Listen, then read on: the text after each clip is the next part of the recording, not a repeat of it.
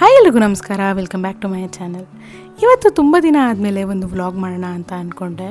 ನಾನು ನಮ್ಮಪ್ಪ ಮತ್ತು ನಮ್ಮಮ್ಮ ಮತ್ತು ನನ್ನ ಪಾಪು 4 ಜನನೂ ಸೇರಿಕೊಂಡು ಉಡುಪಿಗೆ ಹೊರಟಿದ್ದೀವಿ. ಕುಂದಾಪುರಿಂದ ಉಡುಪಿ ಕಡೆಗೆ ನಮ್ಮ ಪಯಣ.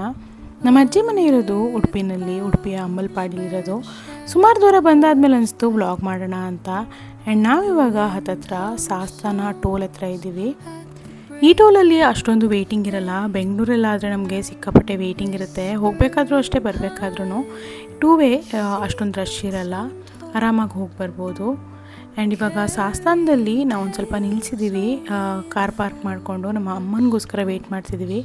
ನಮ್ಮಮ್ಮ ಸಂತೆ ಇದೆ ಇವತ್ತು ಅಂತ ಹೇಳಿಬಿಟ್ಟು ವೆಜಿಟೇಬಲ್ಸ್ ಎಲ್ಲ ತರೋಕ್ಕೆ ಅಂತ ಹೋದರು. ಅದಕ್ಕೆ ನಾನು, ನನ್ನ ಪಪ್ಪ ಮತ್ತು ನನ್ನ ಮಗಳು, ನಾವು 3 ಜನನೂ ಕಾರಲ್ಲೇ ಇದ್ದೀವಿ.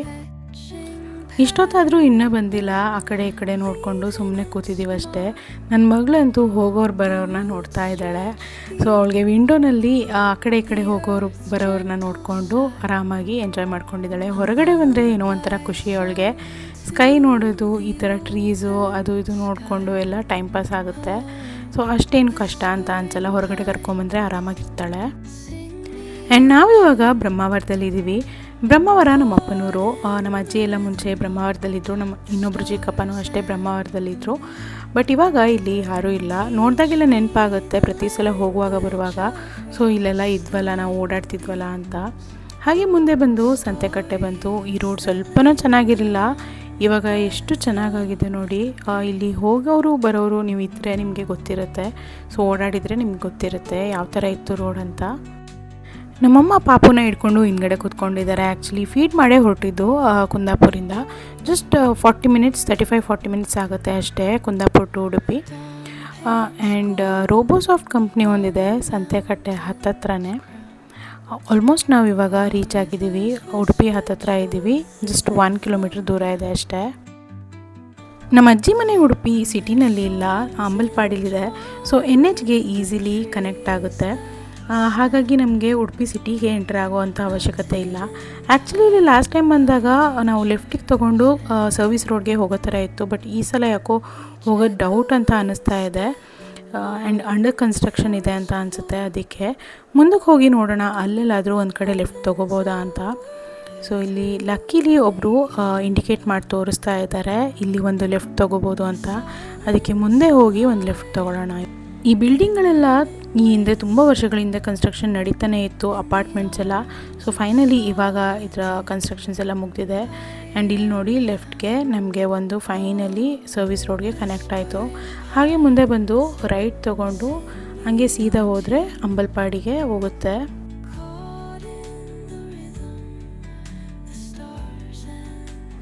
ಅಜ್ಜಿ ಮನೆ ಹತ್ರನೇ ಒಂದು ನಂದಿನಿ ಕಾರ್ನರ್ ಇದೆ. ಸೊ ಹೋಗೋ ಮುಂಚೆ ಒಂದು ಸ್ವಲ್ಪ ಏನಾದರೂ ಸ್ನ್ಯಾಕ್ಸ್ ತೊಗೊಂಡು ಹೋಗೋಣ ಅಂತ ಅಂದ್ಕೊಂಡೆ. ನಮ್ಮ ಅಜ್ಜಿ ಮನೆಗೆ ಹತ್ತಿರ ಅಂದರೆ ಇದೊಂದೇ ಶಾಪ್ ಇರೋದು. ಸೊ ಇಲ್ಲಿ ಹಾಲು, ಮೊಸರು ಹಾಗೆ ಒಂದು ಸ್ವಲ್ಪ ಬೇಕ್ರಿ ಐಟಮ್ಸ್ ಎಲ್ಲ ಸಿಗುತ್ತೆ. ಒಂದು ಸ್ವಲ್ಪ ನಾವು ಇಟ್ಕೊಂಡು ಅಜ್ಜಿ ಮನೆ ಕಡೆಗೆ ಹೊರಟಿದ್ದೀವಿ. ಯಾರೆಲ್ಲ ಅಂಬಲ್ಪಾಡಿಯವರಿದ್ದಾರೆ ನೀವು ಕಮೆಂಟ್ ಮಾಡಿ ತಿಳಿಸಿ, ನಿಮಗೆ ಇಲ್ಲಿ ಸುತ್ತಮುತ್ತ ಏನು ಇಷ್ಟ ಅಂತ ಹೇಳಿಬಿಟ್ಟು. ಅಂಬಲ್ಪಾಡಿಲಿ ತುಂಬ ಫೇಮಸ್ ಇರೋದು ಅಂತ ಅಂದರೆ ಜನಾರ್ದನ ಆ್ಯಂಡ್ ಮಹಾಕಾಳಿ ಟೆಂಪಲ್. ನಮ್ಮ ಅಜ್ಜಿ ಆ್ಯಕ್ಚುಲಿ ಕುಂದಾಪುರಲ್ಲೇ ಇದ್ದರು, ತುಂಬ ವರ್ಷಗಳಿಂದ ಅಲ್ಲಿದ್ದರು. ನಾವು ಹಾಲಿಡೇಸ್ಗೆಲ್ಲ ಯಾವಾಗಲೂ ಕುಂದಾಪುರಕ್ಕೆ ಬರ್ತಾಯಿದ್ವಿ, ಹಾಗೆ ಬ್ರಹ್ಮಾವರಕ್ಕೂ ಹೋಗ್ತಾಯಿದ್ವಿ. ಬಟ್ ಈಗ ನಿಯರ್ಲಿ ಒಂದು 10 ಇಯರ್ಸ್ ಆಯಿತು ಅಂತ ಅನಿಸುತ್ತೆ ಉಡುಪಿಗೆ ಶಿಫ್ಟ್ ಆಗಿ. ಇವ್ರದ್ದಿರೋದು A ಬ್ಲಾಕ್ A ವಿಂಗ್. ನಾವಿಲ್ಲಿ ಕಾರ್ ಪಾರ್ಕ್ ಮಾಡಿ ಲಗೇಜ್ ಎಲ್ಲ ಇಳಿಸಿ ಮತ್ತು ನಮ್ಮಪ್ಪ ಕಾರ್ ಪಾರ್ಕ್ ಮಾಡಿ ಬರ್ತಾರೆ. ಸೊ 7th ಫ್ಲೋರಲ್ಲಿರೋದು ನಮ್ಮ ಅಜ್ಜಿ ಮನೆ. ಟೋಟಲ್ 10 ಫ್ಲೋರ್ಸ್ ಇದೆ. ಈಚ್ ಫ್ಲೋರಲ್ಲಿ 4 ಫ್ಲ್ಯಾಟ್ ಬರುತ್ತೆ. ಆ್ಯಂಡ್ 9th ಫ್ಲೋರ್ ತನಕ ಆ್ಯಕ್ಚುಲಿ ಮನೆಗಳಿದೆ. And last floor 10th floor ಏನಿದೆ ಅಲ್ಲೊಂಥರ ಪಾರ್ಟಿ ಹಾಲ್ ಥರ ಮಾಡಿದ್ದಾರೆ. ಇವರು ನಮ್ಮ ಚಿಕ್ಕಮ್ಮ ಮಗುನ ನೋಡ್ತಿದ್ದಾಗೇ ಸ್ವಲ್ಪ ಮಾತಾಡ್ಸೋಕ್ಕೆ ಸ್ಟಾರ್ಟ್ ಮಾಡಿದ್ರು. ಅವಳು ಕೂಕು ಅಂತ ಅಂದ್ಕೊಂಡು ಸ್ವಲ್ಪ ಎಲ್ಲ ಮಾತಾಡೋಕ್ಕೆ ಸ್ಟಾರ್ಟ್ ಮಾಡಿದ್ಲು. ಆ್ಯಂಡ್ ಪಾಪು ರಿಯಾಕ್ಟ್ ಮಾಡ್ತಿದ್ದಾಗೇ ನಮ್ಮಪ್ಪ ಬಂದಿದ್ದಾರೆ, ಹಾಗೆ ನಮ್ಮಮ್ಮನೂ ಬಂದರು. ಆ್ಯಂಡ್ ಇನ್ನೊಬ್ಬರು ಚಿಕ್ಕಮ್ಮನೂ ಹೊಡ್ ಬಂದಿದ್ದಾರೆ. ಸೊ ಎಲ್ಲರೂ ಒಂಥರ ಅವಳನ್ನ ಮಾತಾಡ್ಸೋಕ್ಕೆ ಅಂತ ಬಂದಿದ್ದಾರೆ. ಅಜ್ಜಿ ಮನೆಗೆ ಬರ್ತಿದ್ದಾಗೇ ಎಲ್ಲರೂ ಫ್ರೆಶ್ ಅಪ್ ಆದ್ವಿ. ಆ್ಯಂಡ್ ಒಂದೊಂದು ಗ್ಲಾಸ್ ಕಾಫಿ ಕುಡಿಯೋದಾಯಿತು. ಜೊತೆಗೆ ಪಾಪುನ ಇಟ್ಕೊಂಡು ಮಾತಾಡಿದ್ದು ಆಯಿತು ಎಲ್ಲರೂ. ಸೊ ಇವರು ನೋಡಿ ನನ್ನ ಇನ್ನೊಬ್ಬರು ಚಿಕ್ಕಮ್ಮ. ನಮ್ಮ ಅಜ್ಜಿ ಮನೆ 7th ಫ್ಲೋರಲ್ಲಿರೋದ್ರಿಂದ ತಣ್ಣ ಗಾಳಿ ಬೀಸ್ತಾನೆ ಇರುತ್ತೆ. ಆ್ಯಂಡ್ ವ್ಯೂ ಎಲ್ಲ ತುಂಬಾ ಚೆನ್ನಾಗಿದೆ. ಆ್ಯಕ್ಚುಲಿ ಎಲ್ಲ ಬಾಲ್ಕನಿಯಿಂದ ವ್ಯೂ ನಿಮಗೆ ತೋರಿಸ್ತೀನಿ ಹೇಗಿದೆ ಅಂತ. ಸೊ ಇವರು ಸ್ವಲ್ಪ ಕಾಮಿಡಿ ಏನೋ ಮಾಡ್ತಾ ಇದ್ದಾರೆ. ಹಲಸಿನ ಹಣ್ಣಿನ ಮೊಳಕ ತಿಂದ್ಕೊಂಡು, ಹಾಗೆ ಹಲಸಿನ ಹಣ್ಣಿನ ಬೀಜ ಅದು. ಸೊ ಅದ್ರ ಬಗ್ಗೆ ಏನೋ ಒಂದು ಕಾಮೆಂಟ್ರಿ ಮಾಡ್ತಾ ಇದ್ದಾರೆ. ಪ್ರತಿ ಸಲ ನಾವು ಉಡುಪಿಗೆ ಬರೋದು ಯೂಶ್ವಲಿ ಮಗು ವ್ಯಾಕ್ಸಿನೇಷನ್ ಇದ್ದಾಗ. ಬಟ್ ಈ ಸಲ ಮಾತ್ರ ನಮ್ಮ ಅಪ್ಪ ಅಮ್ಮಂಗೆ ಡಾಕ್ಟರ್ ಹತ್ರ ಹೋಗೋದಿತ್ತು, ಅದಕ್ಕೆ ಅವ್ರು ಚೆಕಪ್ಗೆ ಅಂತ ಹೊರಟರು. ಹಾಗೆ ಚಿಕ್ಕಮ್ಮನೂ ಅವ್ರ ಜೊತೆಗೆ ಹೋಗಿದ್ದಾರೆ. ಆ್ಯಂಡ್ ಇವರೇ ನೋಡಿ ನಮ್ಮ ಅಜ್ಜಿ. ಇವರಿಗೆ ಏಜ್ ಬಂದು ಇವಾಗ ನಿಯರ್ಲಿ 83 or 84 ಇಯರ್ಸು. ಎಲ್ಲರೂ ಫ್ರೆಶ್ ಅಪ್ ಆಗಿದ್ದಾಯಿತು, ನಂದು ಡ್ರೆಸ್ ಚೇಂಜ್ ಆಯಿತು ಆ್ಯಂಡ್ ಕಾಫಿನೂ ಕುಡ್ದಿದ್ದಾಯಿತು. ಪಾಪಗೂ ಡ್ರೆಸ್ ಚೇಂಜ್ ಮಾಡೋಣ ಅಂತ ಇವಾಗ ರೆಡಿ ಮಾಡ್ಕೊಂಡಿದ್ದೀನಿ. ಎಲ್ಲಾದರೂ ಹೊರಗಡೆ ಬರಬೇಕಾದ್ರೆ ಎಲ್ಲ ಇಟ್ಕೊಂಬರ್ಬೇಕಾಗುತ್ತೆ. ಲೋಷನಿಂದ ಹಿಡ್ದು ಅವ್ರದ್ದು ಸೋಪ್, ಶ್ಯಾಂಪೂ, ಹಾಗೆ vitamin D drops and then nasal spray ಎಲ್ಲನೂ ಇಟ್ಕೊಬರ್ಬೇಕಾಗುತ್ತೆ. ಈವ್ನಿಂಗ್ ಸ್ನ್ಯಾಕ್ಸ್ಗೆ ಅವಕಾಡೋ ಟೋಸ್ಟ್ ಮಾಡೋಣ ಅಂತ ಅಂದ್ಕೊಂಡೆ. ಸೊ ಇದನ್ನು ಫಸ್ಟ್ ಟೈಮ್ ಮಾಡ್ತಾ ಇರೋದು. ಯೂಟ್ಯೂಬಲ್ಲಿ ನೋಡಿಕೊಂಡು ಹೇಗೆ ಮಾಡೋದು ಅಂತ ನಾನು ಟ್ರೈ ಮಾಡ್ತಾಯಿದ್ದೀನಿ. ಆನಿಯನ್ ಮತ್ತು ಟೊಮೆಟೋಸ್ನ ಹಾಕಿದ್ದೀನಿ, ಹಾಗೆ ಸ್ವಲ್ಪ coriander leaves, pepper powder, salt ಮತ್ತು ಚಿಲ್ಲಿ ಪೌಡರ್ನ ಹಾಕಿ ಎಲ್ಲ ಒಂದನ್ನು ಮಿಕ್ಸ್ ಮಾಡ್ಕೊಂಡಿದ್ದೀನಿ. ಹಾಗೆ ಈ ಬ್ರೆಡ್ನ 2 ಕಡೆ ಟೋಸ್ಟ್ ಮಾಡ್ಕೊಂಡಿದ್ದೀನಿ. ಒಂದು ಸ್ವಲ್ಪ ಗೀ ಹಾಕ್ಬಿಟ್ಟು ರೋಸ್ಟ್ ಮಾಡಿದ್ದೀನಿ ಅಷ್ಟೇ. ಆ್ಯಂಡ್ ದೆನ್ ಸ್ವಲ್ಪ ಮ್ಯಾಶ್ ಮಾಡಿರೋ ಅಂಥದ್ದನ್ನು ಸ್ಪ್ರೆಡ್ ಮಾಡಿದ್ರೆ ಆಯಿತು. ಸೊ ಈವ್ನಿಂಗ್ ಒಂದು ರೌಂಡ್ ಕಾಫಿನೂ ಆಯಿತು ಎಲ್ರದ್ದು. ಮತ್ತು ಪಾಪು ಸ್ವಲ್ಪ ಹಠ ಮಾಡ್ತಾಯಿದ್ಲು, ಅದಕ್ಕೆ ನಮ್ಮ ಚಿಕ್ಕಮ್ಮ ಎತ್ಕೊಂಡಿದ್ದಾರೆ. ಆ್ಯಂಡ್ ಇವ್ರಿಗೆಲ್ಲ ಹೊರಗಡೆ ಹೋಗೋದಿತ್ತು, ಅದಕ್ಕೆ ನಾನು ಇವ್ರಿಗೆ ಫಸ್ಟ್ ಮಾಡಿಕೊಟ್ಟೆ. ಆಮೇಲೆ ನಾವೆಲ್ಲ ತಿಂದೆ ಆಯಿತು ಅಂತ ಅಂದ್ಕೊಂಡೆ. ಆ್ಯಂಡ್ ನಮ್ಮ ಅಜ್ಜಿ ಯಾರ ಜೊತೆನೋ ಫೋನಲ್ಲಿ ಮಾತಾಡ್ಕೊಂಡು ಕೂತಿದ್ದಾರೆ. ಅವ್ರದ್ದು ಬಾಡಿಗೆ ವಿಷಯ ಅದು ಇದು ಅಂತ ಅಂದ್ಕೊಂಡು ಒಂದು ಸ್ವಲ್ಪ ಏನೋ ಡೀಪ್ ಡಿಸ್ಕಷನ್ ನಡೀತಾ ಇದೆ. ಮಧ್ಯದಲ್ಲಿ ನಾನೊಂದು ಸ್ವಲ್ಪ ಇಂಟರ್ಫಿಯರ್ ಮಾಡೋಣ ಅಂತ ಹೋಗ್ತಾ ಇದ್ದೀನಿ ಇವಾಗ. ನಮ್ಮ ಅಜ್ಜಿಗೆ ಈ ಸ್ನ್ಯಾಕ್ಸ್ ಎಲ್ಲ ಇಷ್ಟ ಆಗೋಲ್ಲ. ಈ ಥರ ನೂಡಲ್ಸ್ ಆಗಿರಲಿ ಅಥವಾ ಸ್ಯಾಂಡ್ವಿಚ್ ಅವರೇನೂ ಇಷ್ಟಪಡಲ್ಲ. ಮಶ್ರೂಮ್ ಒಂದು ತಿಂತಾರೆ ಅಷ್ಟೇ, ಅದು ಬಿಟ್ಟರೆ ಪನ್ನೀರ್ ಕೂಡ ತಿನ್ನಲ್ಲ ಅವರು. ಹೊರಗಡೆದು ಏನೂ ಇಷ್ಟ ಆಗೋಲ್ಲ ಅವ್ರಿಗೆ. ಜಸ್ಟ್ ಅನ್ನ ಸಾಂಬಾರು ಮನೆದೇನಿದೆ ಅದನ್ನೇ ಇಷ್ಟಪಡ್ತಾರೆ. ಇದು ಬಂದು ಹಾಲಲ್ಲಿರೋ ಬಾಲ್ಕನಿ. ಸೊ ಫಸ್ಟ್ ಬಾಲ್ಕನಿ ಆಗುತ್ತೆ, ತುಂಬ ಚೆನ್ನಾಗಿ ಗಾಳಿ ಬೀಸ್ತಿರುತ್ತೆ. And this is the second balcony from another room. So 4 balcony ಇದೆ ಟೋಟಲಿ. ತುಂಬ ಚೆನ್ನಾಗಿದೆ, ತುಂಬ ಚೆನ್ನಾಗಿ ಗಾಳಿ ಬೀಸ್ತಾ ಇರುತ್ತೆ, ಹಾಗೆ ತುಂಬ ಚೆನ್ನಾಗಿ ಬೆಳಕು ಬರುತ್ತೆ. ಆ್ಯಂಡ್ ಮೇಲ್ಗಡೆಯಿಂದ ನಮಗೆ ಕಾರ್ ಪಾರ್ಕ್ ಮಾಡೋ ಅಂಥ ಜಾಗ ಎಲ್ಲ ಕಾಣಿಸುತ್ತೆ. ಸೊ ಬೇಸ್ಮೆಂಟಿಗೆ ಹೋಗೋ ದಾರಿ ಅದು. ಆ್ಯಂಡ್ ಹಿಂದ್ಗಡೆ ಒಂದು ಸ್ವಲ್ಪ ಕಾರ್ ನಿಲ್ಲಿಸ್ಬೋದು. ಆ್ಯಂಡ್ ಇದು ನಮ್ಮ ಸೆಕೆಂಡ್ ಬಾಲ್ಕನಿಯಿಂದ ಫಸ್ಟ್ ಬಾಲ್ಕನಿ ಕಾಣಿಸುತ್ತೆ ನೋಡಿ. ಸೊ ರೂಮಿಂದ ಹಾಲ್ ಕಾಣಿಸುತ್ತೆ. ಆ್ಯಂಡ್ ದಿಸ್ ಈಸ್ ಮೈ ಅಜ್ಜೀಸ್ ಬಾಲ್ಕನಿ. ಚಿಕ್ಕದಾಗಿದೆ ಇದು. ಸೊ ಇಲ್ಲಿ ಒಂದು ತುಂಬ ಏನು ದೊಡ್ಡದಾಗಿಲ್ಲ, ಸ್ವಲ್ಪ ಚಿಕ್ಕದಾಗಿದೆ. ಬಟ್ ಸ್ಟಿಲ್ ಪಾತ್ರೆ ಬಟ್ಟೆ ಎಲ್ಲ ಹಾಕ್ತಾರೆ.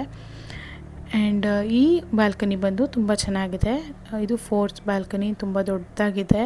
ಹಾಗೆ ಅಂಬಲ್ಪಾಡಿ ದೇವಸ್ಥಾನದ ದಾರಿನೂ ಕಾಣಿಸುತ್ತೆ. ಇಲ್ಲಿಂದ ಆ ದೊಡ್ಡ ಬಿಲ್ಡಿಂಗು ಕಾಣಿಸ್ತಾ ಇದೆ ನೋಡಿ, ಯಾವಾಗಲೇ ಬರಬೇಕಾದ್ರೆ ತೋರಿಸಿದ್ನಲ್ಲ ಆ ಬಿಲ್ಡಿಂಗು.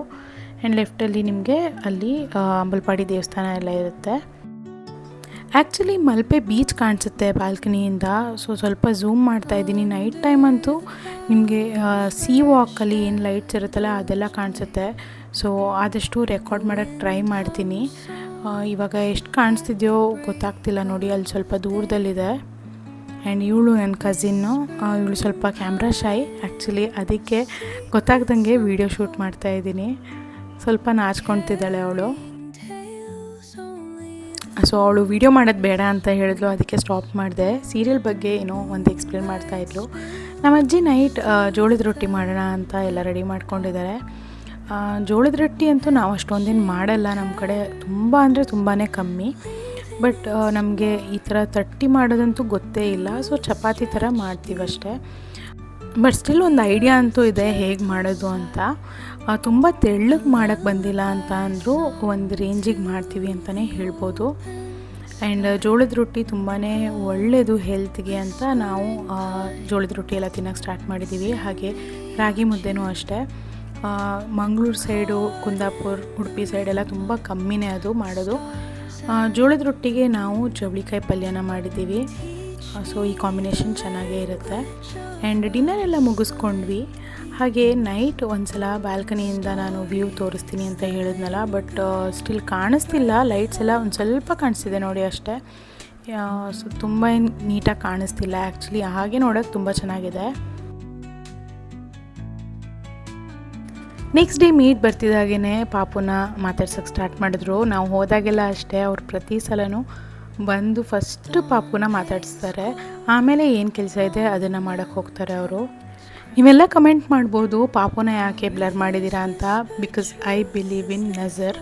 ಅದಕ್ಕೆ ನಾನು ಪಾಪುನ ಕ್ಯಾಮ್ರಾದಲ್ಲಿ ಶೂಟ್ ಮಾಡೋಕ್ಕೆ ಹೋಗಲ್ಲ. ಏನಾದರೂ ಈ ಥರ ವೀಡಿಯೋ ಶೂಟ್ ಮಾಡಿದ್ರು ಸ್ವಲ್ಪ ಬ್ಲರ್ ಮಾಡ್ತೀನಿ, ಕಾಣಿಸ್ದೇ ಇರೋ ಥರ ಸ್ವಲ್ಪ ಹೈಡ್ ಮಾಡ್ತೀನಿ. ಬಿಕಾಸ್ ಐ ಬಿಲೀವ್ ಇನ್ ನಜರ್ ಅಷ್ಟೇ.